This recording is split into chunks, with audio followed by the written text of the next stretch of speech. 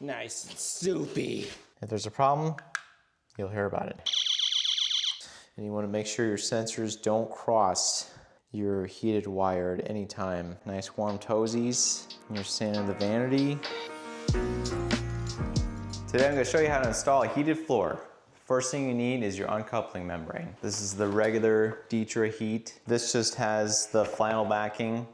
If you want to get really fancy, they have one that has kind of a sound deadening backing to it, but that's like twice as expensive. So we're going with the OG here. So this just has the flannel backing. So the first thing I'm gonna do is a dry fit just to see where the pieces line up and the best way to kind of cut them.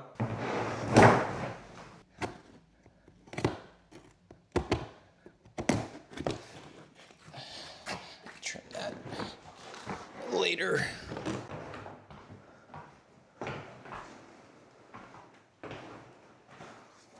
Obviously you would want the nubbies to line up, so when you're laying down your sheets, make sure they line up. All right, it's way easier to cut it from this side. So, pro tip, there's even like little lines.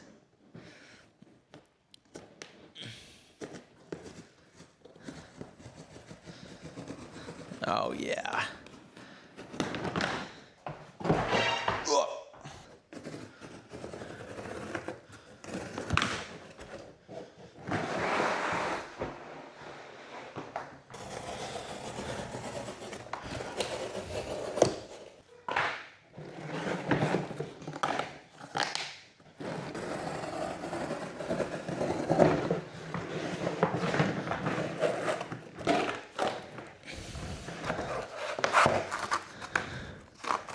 All right, next I'm gonna label all my pieces so I don't get them confused and it's just a lot easier. Label your pieces.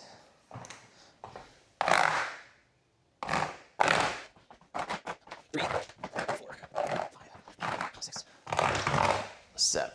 So now I'm just gonna roll them all up and then I'll clean the floor really good before I get the thin set mixed up. All right, so after I cut all my pieces, I rolled them up and got them out of here, and now you can see it looks a little different from before. I did manage to get rid of most of the old thin set, so I really want this to bond mostly to the wood for a stronger bond. Remember, you want to use a modified thin set if you are using wood as your substrate. So I've prepped this by sanding it down and then I vacuumed it up real good. So now I'm going to take a wet sponge to get any of the extra debris out and then let that dry and then vacuum it one more time.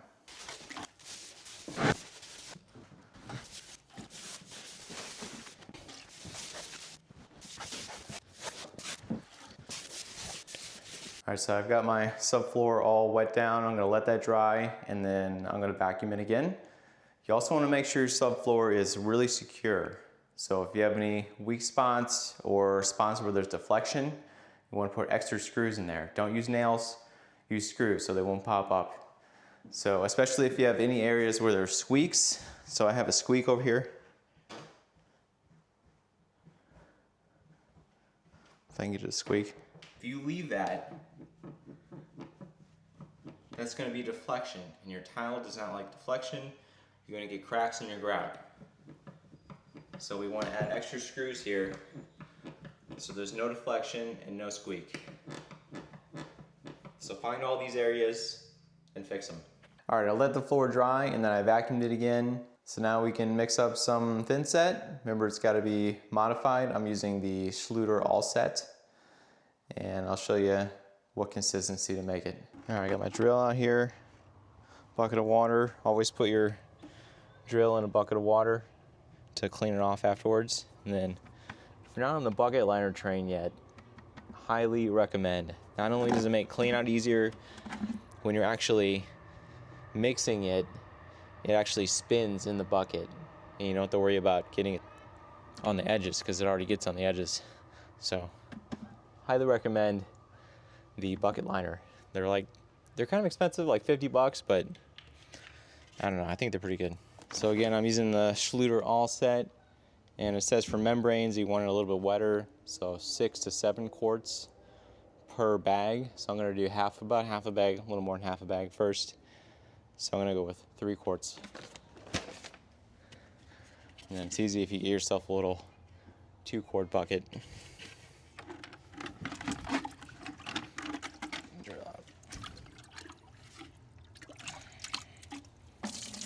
Always put your water in first.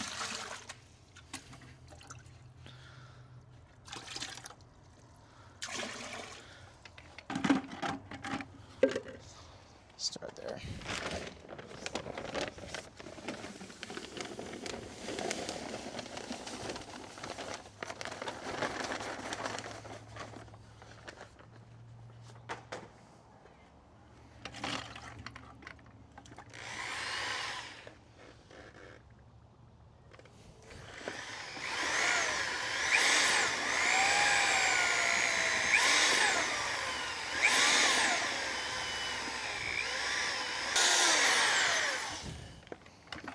Here's what we got after the first mix. We're gonna let this slack for 5 minutes. All right, it's been about 3-4 minutes. I'm gonna do a second mix.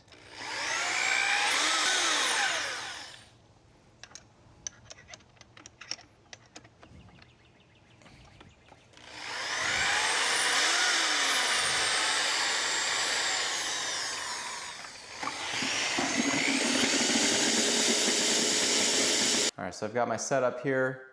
You want a bucket of water with a sponge, so you can wet down your substrate first.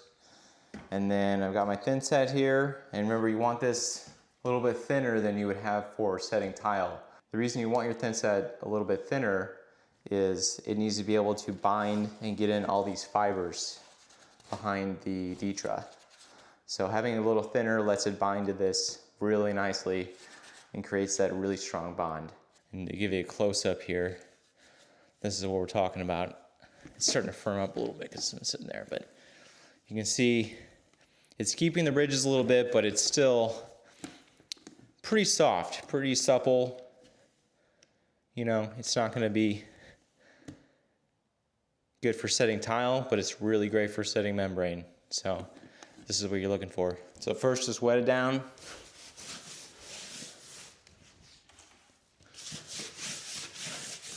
The reason you want to wet it is so the dry wood doesn't suck all the moisture out of the thin set before it has a chance to dry. All right, now we can set first row. We just want to get it on there. This is going to be a 1/4 inch by 1/4 inch notch trowel. We just want to get it on there and then burn it in before we make our trowels. Another thing that helps is having a bucket scraper because it has a little curve. It's a lot easier to get it out.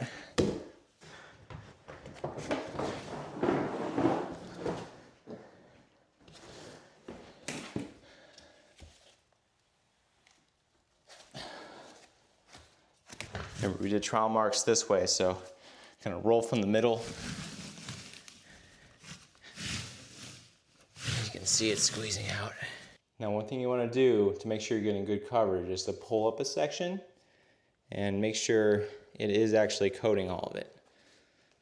So this is not ideal. So we're looking for all of this to be covered. So I think I'm actually gonna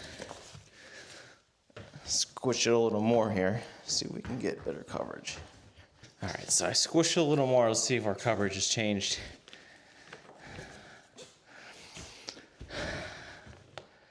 It's still not the best. I'm not really liking this.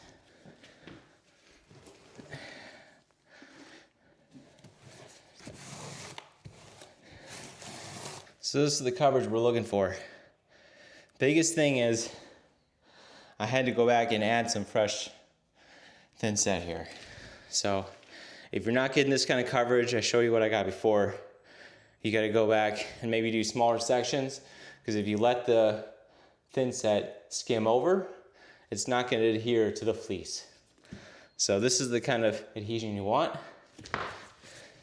And then I use this paint bucket to kind of roll it out. Remember, roll it from the middle. Gets caught in the nubs, but.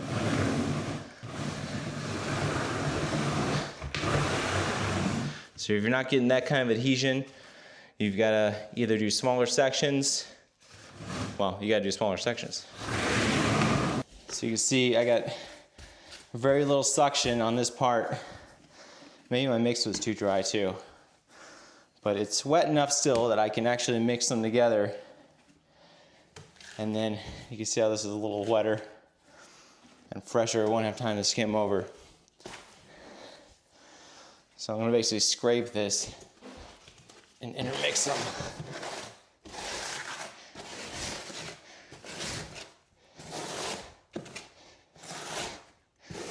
I'm sure some veteran tile sitters yelling it in the comments right now. What?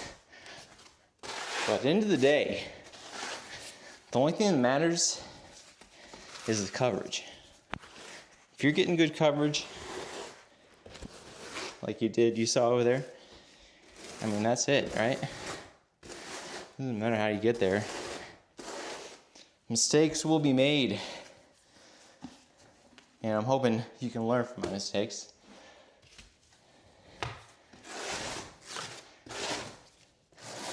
And do it right. If this helped you, leave a comment. Or maybe that part of the mix was a little weird, I don't know.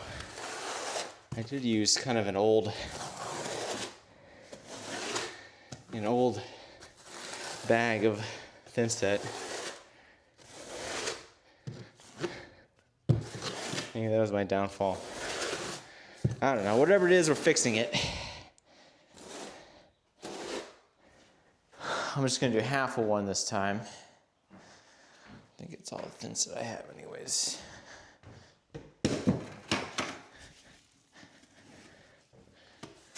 Oh yeah. Nice and soupy.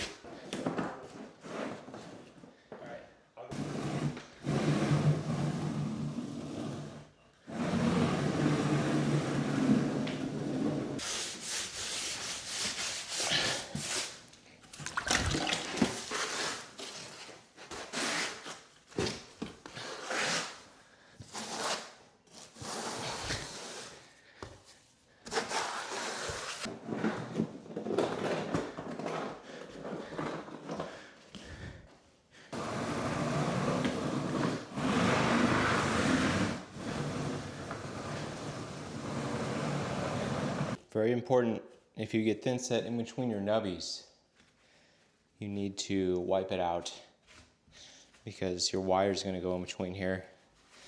And it's a lot easier to clean out now rather than trying to chisel it out after it's dry.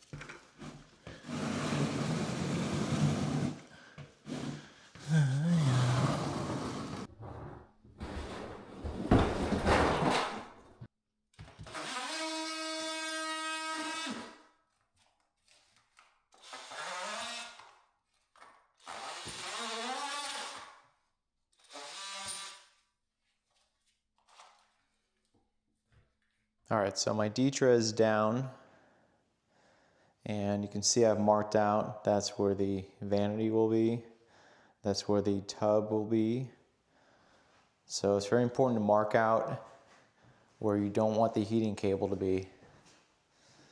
And then that's the front of the toilet. So I can go around that, but I don't want to go under the toilet. So I should have plenty of cable. And here's my cable and my sensors, and I'm going to show you how to test them. Now I'm going to show you how to test the resistance of your heating cable and your sensors.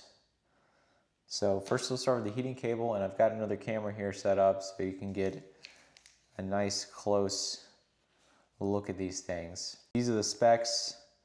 Obviously each cable will be different depending on what size it is and what company it is. So these are my specs. So I'm looking for 9.35 ohms for my resistance. So to test the resistance, you'll need a multimeter, and you can get one of these pretty cheap, 20, 30 bucks.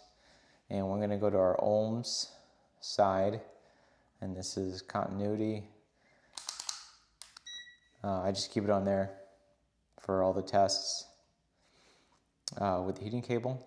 So we're gonna see if it lines up with this within tolerances of 9.35. So that's what we wanna see, something in the nines here. So you wanna make sure you get your ground out of the way, and then make sure it's kind of stuck in the fibers here for each one. Make sure they're not touching, and make sure you're not touching your finger to any part of the wire. And then get the other one here. 9.2, that's pretty close, 9.1.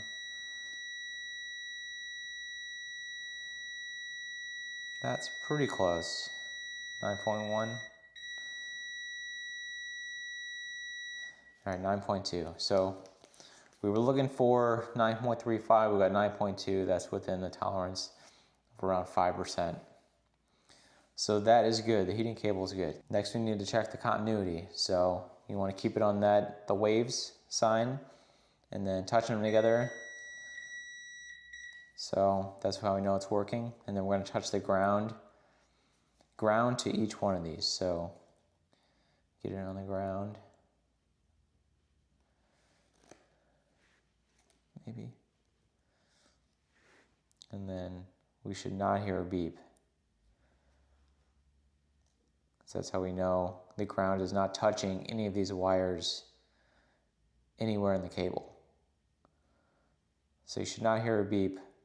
Ground to this wire, and then ground to this wire. So no beep means it's good. And then you can check it, make sure it beeps when you're not holding it. All right, so the heating cable is good now. Now we need to check the sensors. And my particular thermostat only came with one sensor, so I did buy another one. You always want to have two sensors in the floor. You only have one connected, but you'll want to have two sensors in the floor. So if that first one fails, you can just connect the other one, and you don't have to worry about ripping the floor up. So this is the sensor I got, and it tells you right on the package it's supposed to be at 10 ohms at 77 degrees. So that's around what we're looking for on the meter here, and I've got it set at the 20K. So under the ohms, 20K. And this one's a little trickier because the wires are so small and you really have to have them on there really good. So just kind of got to pinch them between your fingers. Again, it helps if you have them a little farther apart. And then hold it between your fingers without touching the cable. So we're getting about the same, 11.9.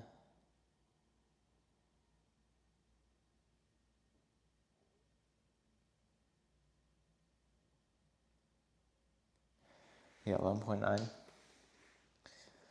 right, so the sensors are good. They're within the range. Remember that it's going to be a little bit higher if it's sensing your body temperature, or the temperature of the room is a little hotter. All right, so now I'm ready to talk about how it goes into the wall. So you can see I've got a piece of conduit here that I've run from my box. It's going to be on the outside of this room down to here. So one mistake you don't want to make is feeding your cold line, this is the end of your heating cable, in the same conduit as your sensors, They need to be two separate lines. So my cold line of my heating cable is going to go into the conduit, and then I did not put a separate conduit down, so I'm just going to put it in the wall. I've got my fish tape here, so my sensors are going to be attached to this. I'll bring them up, and then I'll be able to feed the cold line of my heating cable from this conduit down here up there. I'm going to start with my sensors since I already got my fish tape here. All right, so I got my two sensors here. I'm just going to tape them together so I can bring them up together.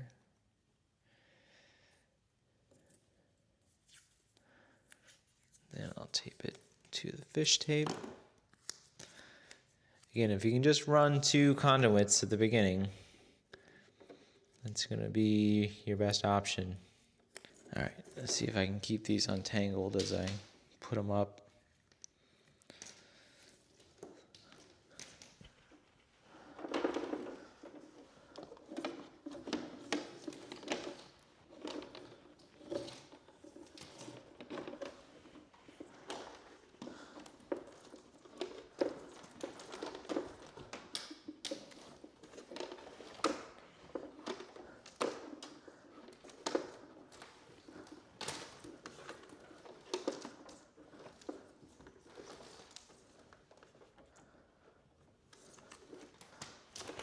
Close here.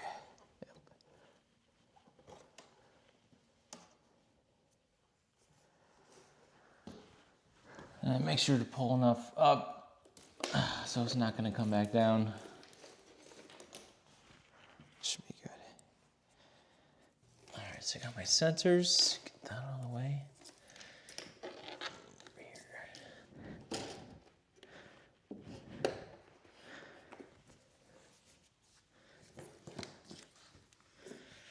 All right, do the same thing here. Just attach it to the fish tape.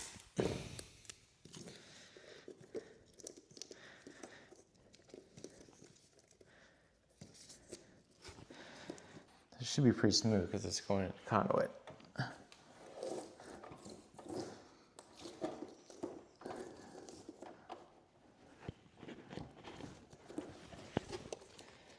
Maybe.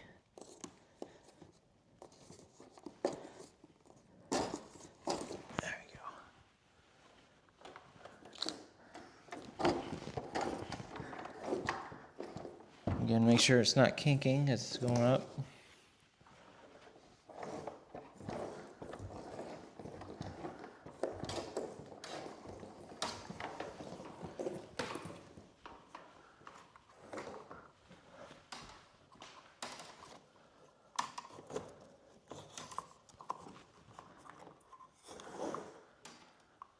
All right, now you're going to want to bring up the extra because this bundle is what has to be over here. You're going to have to cut out a notch in your underlayment, but we don't need this extra cord down here, so we're going to pull it up.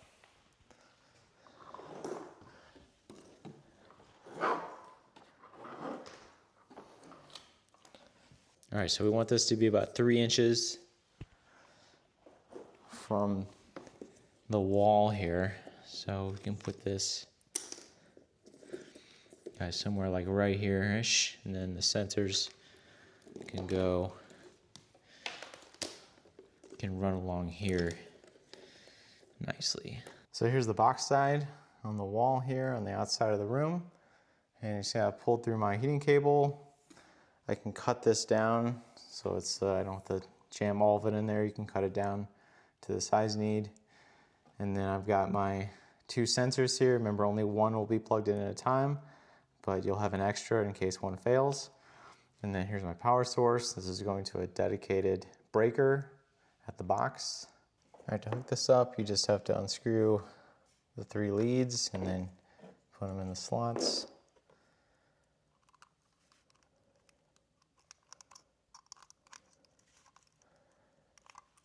Might have to finagle the wire a little bit. One.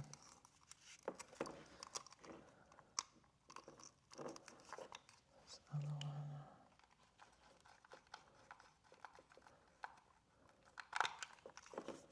And the ground.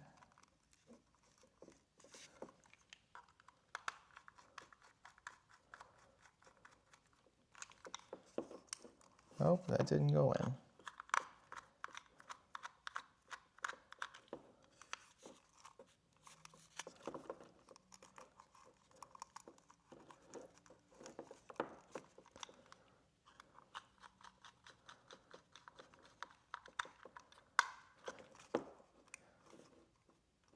All right, it should be all in there. Yeah, so you power it on, and then if there's a problem, you'll hear about it. So it comes with also a little screw hole here, but I'm just gonna leave it on the, there's no power to that anyway yet. So highly recommend, give you peace of mind.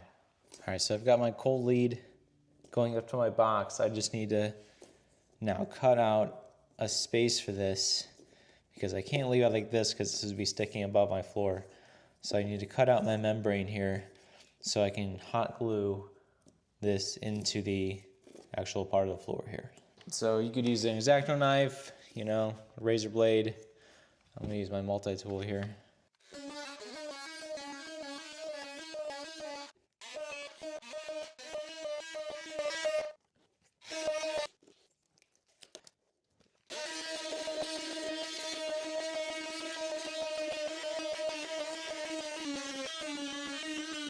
Ugh, I think I need a new blade. So you want to make sure this is flush with your membrane. So, like here, you might have to dig out some of your subfloor a little more. It would suck if that was concrete. Alright, so now I just got a hot glue gun, and I'm gonna glue this into this space here. That looks good.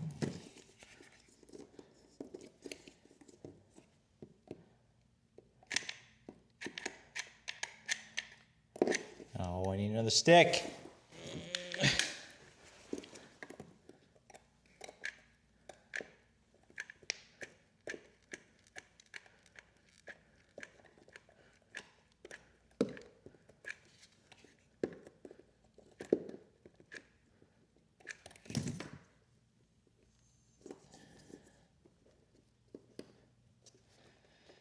Make sure that sticks down. Hold it until it dries. All right, that looks good. Now we're ready to run our cables. So my first run of cables is going to be just along the wall here, and then I'm going to come back and forth. And they say you want at least 3 inches from any walls.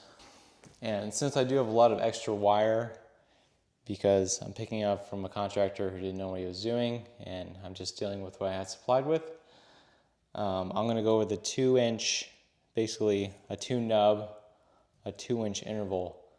Normally you can go 3-2 if you need space, but this particular wire says I can run it 2 inches, up to 2 inches close together. So that's what I'm going to do to try to use up the most wire I can, because you can't cut the wire. So you got to do what you got to do, right? So 2 nubs spacing for me, and I'll see you at the end.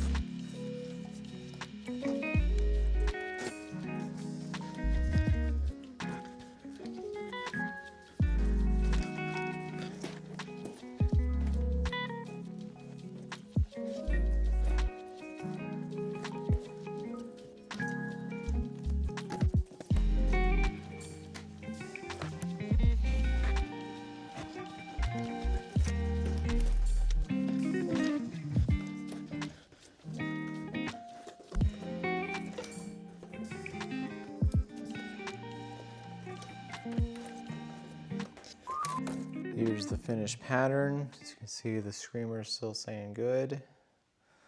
So the wire's intact. I've got one of my sensors here. This one is the one that came with it, and it's not big enough to protrude, but the one I bought, I'll leave a link for it.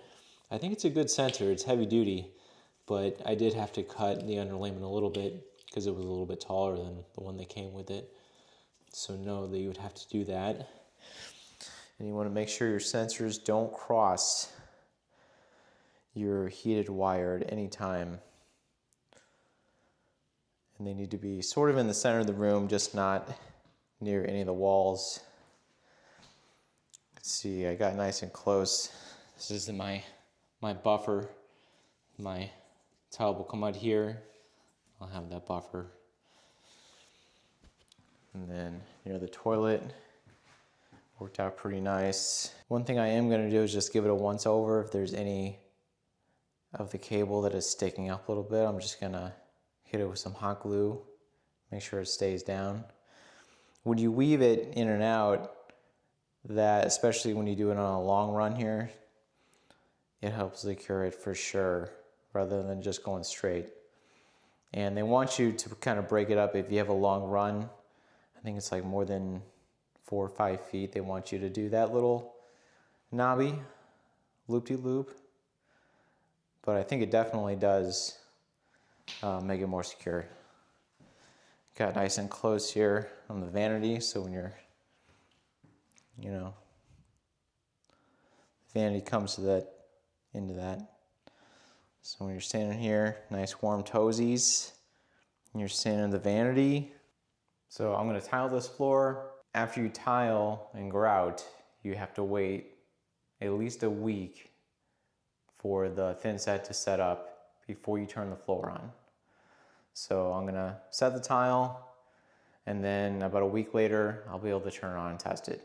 During the tiling process, you definitely wanna check your resistance. Even though I have the screamer on there, I'm gonna keep that on there. But after I put the tile in, I'm gonna check the resistance again. And then after I grout, check the resistance again. And on the sensors too. All right, so it's been a few weeks. I've installed all my floor and let the thin set dry thoroughly. Remember, you wanna wait 2 to 3 weeks before you plug in your heating system, just to make sure the thin set dries. So the whole time I was working on the floor, I did have this cable monitor on. I would just switch it on when I was working on it and then switch it off when I wasn't working on it, just to save the battery, because there is a little battery in the back. So always a good idea to get one of these. This will save you a lot of trouble. Just to make sure you don't break a wire, you'll know immediately. So now that I know that it still works, I'm gonna disconnect this, and then I'm actually gonna shorten the cable, the heating cable here, because I don't need this much excess. And again, here's what it sounds like when one of these connections goes bad. So I'm gonna cut it off about here. And then remember, you got your specs on the end of the wire, so you're gonna wanna take this off and put it over here, just so you know the resistance of the wire if you ever need to work on it or check it again. So here's the tag from the end of the wire. I'm just gonna reattach this in here, so if I ever need it again. And we're gonna strip the wires down a little bit. Remember, you got your 2 inner wires, and then the ground wire is actually wrapped around the whole bundle of the 2 wires. And then you can kind of unbundle the ground wire here. So here's my ground wire netting. I can just attach to the ground of the actual wire coming in from power. And then I got my 2 heating cable wires that go to the thermostat. All right, so here in the box, we've got our heating wires coming in from the floor. We've got our sensor wire. I've got my other sensor wire taped up in the back here. So that is my spare sensor wire that I've just got taped up in the back and labeled. That is the extra. So just in case my main sensor wire goes bad, I can just switch that out. You don't want to plug in both at the same time. Only one sensor will go into the thermostat at one time. So heating cables coming in from the floor, sensor wire, and then my power coming in from my panel. You want to make sure this is on a 20 amp circuit, and if your thermometer does not have a GFCI built in, you're going to want one of those at the panel. And always make sure that your power is off, because this is hooked up to the panel already. All right, so this is the back panel of my thermostat, and then the faceplate will just clip on. But in the back here, you can see I've got two sets of wires, one for the line. Yeah, it says line, it's upside down. Remember, line is coming in from the panel power, and then your load, these two, your load will go to the actual heating cables. So first I'll put in my line coming in from the panel, black to black.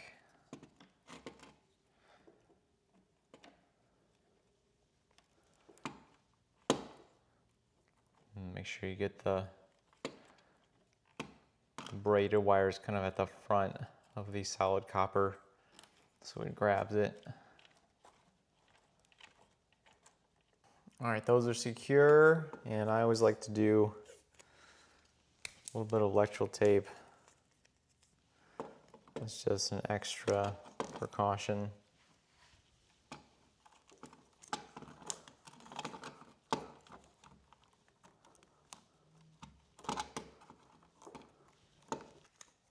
I'm gonna move this. Actually, I'm just gonna tuck this back in the box instead of having it on there.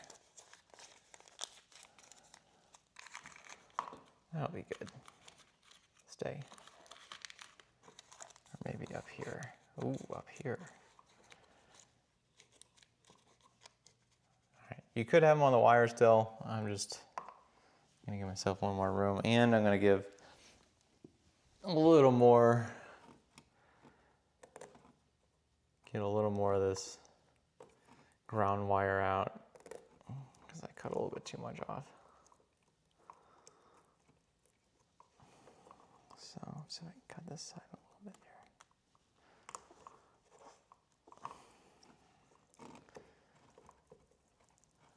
There we go, that's better. All right, so the ground wire is gonna go to your ground from your power.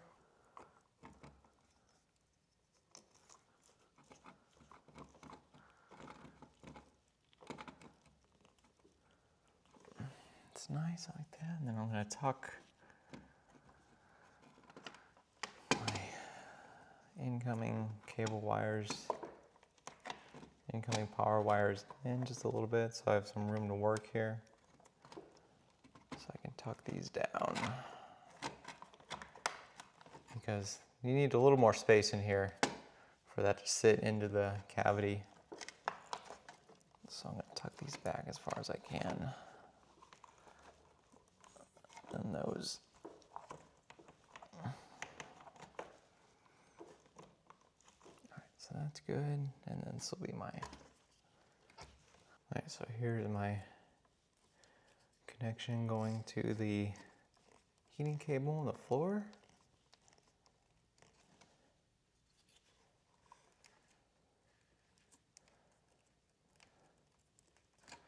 Those go together pretty nicely.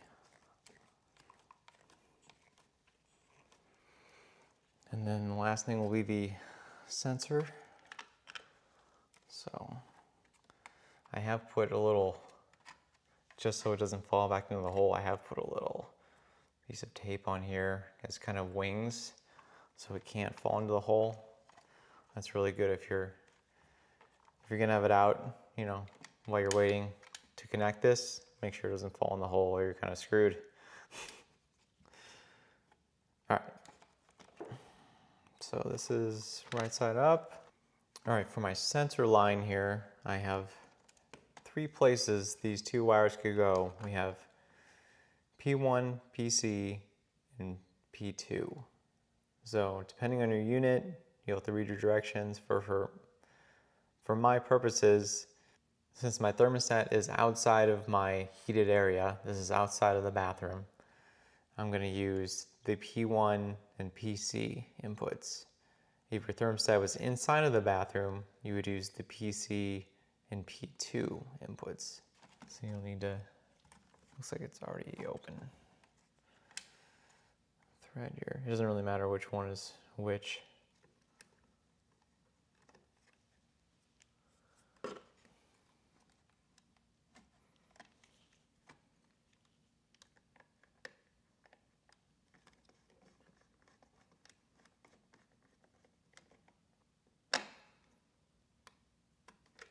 want to make sure it closes on the actual wire, not the housing. So we might have to play with how far they're in or out.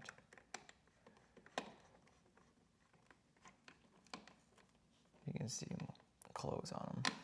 And then give them just a little tug, make sure they're secure. Now we can tuck everything into the cavity here. Being careful to not jostle anything too much. Make sure my thermostat wire kind of goes on the side here so it stays kind of separate.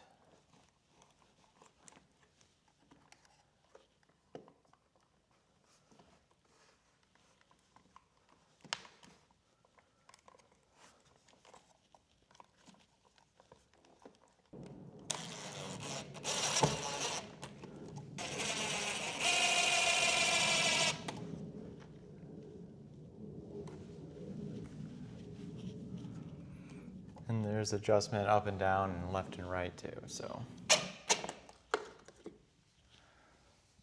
it rests on these little brackets and then looks like it'll snap in. There we go.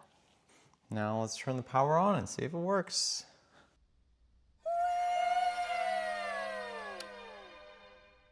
All right, it turned on.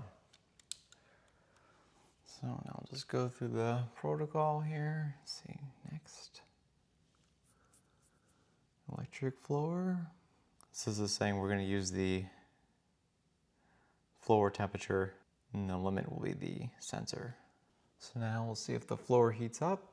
All right, so the floor is heating, and then you can really see, I got my thermal camera here. It doesn't feel warm to the touch yet, but you can definitely see that it is heating the floor.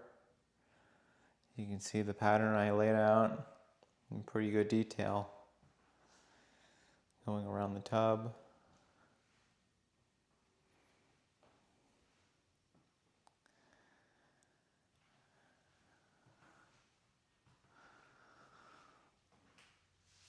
You can see coming around here how I laid it out.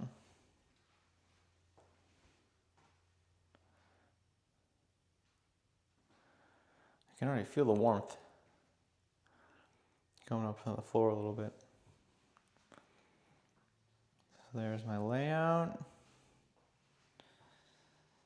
can see where it meets the wall there. So that's pretty much it for installing the sensor. And obviously, if you get a different brand, the setup might be a little bit different. This is the warm-up brand, so if you get a Schluter brand, it might be a little different, but pretty much the same premise is going to apply to all of them. You just connect your power, connect your other lines going to the heating coils, and then connect your sensor. Remember, only connect one sensor at a time, but you want to have an extra in your floor just in case one goes bad. So I hope this was helpful. Leave me a comment if you have any other questions, and give me a like if you like how I did on my tile floor here. I think it looks pretty good. See you next time.